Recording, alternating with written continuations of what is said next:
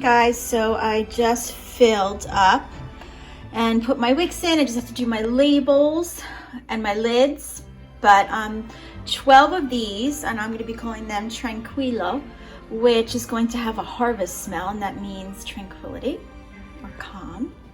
And over here I made these with a smoky kind of vanilla tobacco. And this is called meditazione, which means to meditate.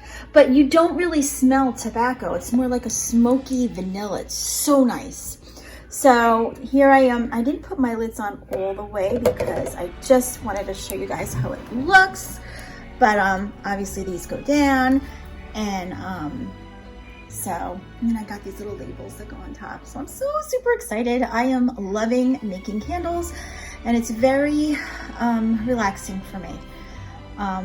So anyhow, this is what I did today on my Sunday.